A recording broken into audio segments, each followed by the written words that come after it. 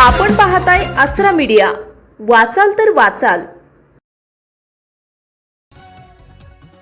महिला अत्याचार प्रकरणात अटक करण्यात आलेल्या अशोक खरात प्रकरणाने राज्यभरात मोठी खळबळ उडवली असून आता या प्रकरणाची राज्य सरकारकडून गंभीर दखल घेण्यात आली आहे। या प्रकरणाच्या तपासासाठी विशेष तपास पथक SIT स्थापन करण्यात आली असून सध्या तांत्रिक पुरावे, व्हिडिओ, CCTV आणि कॉल डिटेल्सच्या आधारे सखोल चौकशी सुरू आहे। धक्कादायक बाब म्हणजे या प्रकरणात आणखी अनेक महिला पुढे येत असून आरोपांची संख्या वाढतीये, त्यामुळे प्रकरण अधिक गंभीर बनलंय।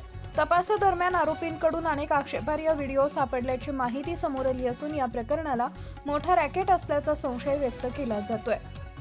दरम्यान या प्रकरणातील एक महत्त्वाचा साक्षीदार पोलीस संरक्षणात ठेवण्यात आला असून त्याच्याकडे महत्त्वाचे पुरावे असल्याची शक्यता वर्तवली जाते। पोलिसांनी आरोपीला पकडण्यासाठी चक्क सोंग घेऊन केलेली कारवाई सुद्धा चर्चेत आली आहे, त्यामुळे या प्रकरणाची गंभीरता स्पष्ट होतीये। या प्रकरणाचे पडसाद थेट राजकारणात उमटले असून संबंधित वादामुळे महिला आयोगाच्या अध्यक्षपदावरून राजीनामा देण्याची वेळ आली आहे। यावरूनच प्रकरणाची व्याप्ती किती मोठी आहे हे स्पष्ट होतंय। कमिशन आणि एक कॉन्स्टिट्यूशनल कमिशन, प्रासंगिक आयोग आणि घटनात्मक आयोग। प्रासंगिक आयोग हे विशिष्ट प्रश्नापुरते तयार होतात, डिझॉल्व होतात। घटनात्मक आयोगाचा फक्त व्यक्ती बदलतो, खुर्ची तशीच राहते।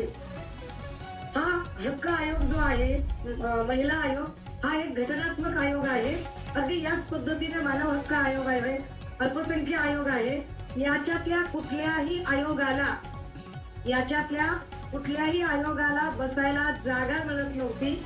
याच्यातल्या कुठल्याही आयोगाला बसायला खुर्ची नव्हती। कित्येक वेळा असं झालेलं आहे, एकाही आयोगाला खुर्ची मिळत नव्हती बसायला। मला आठवतं की पणन आयोगाचं पद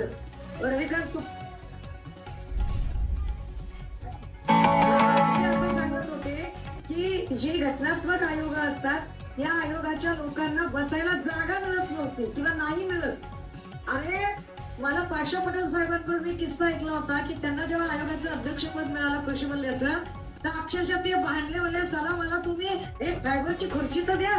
आणि त्यांनी त्यांच्या पैशाने खुर्ची आणली, तर बसायचं कुठं? मग मंत्रालयातल्या जिन्याच्या खाली बसा तुम्ही, जागा कुठेच नाहीये। इतकी वाईट अवस्था। बरं, विशेष महिला आयोगाच्या पदाधिकाऱ्यांना काही फार मोठं मानधन वगैरे नाही, तरी सुद्धा गेल्या 5-7 वर्षात रुपाली चाकणकरांच्या संपत्तीमध्ये जवळपास 50 ते 70 पटीने, कदाचित 100 पटीने अधिक वाढ कशी काय झाली? ही वाढ कुठून झाली, कुणी केली?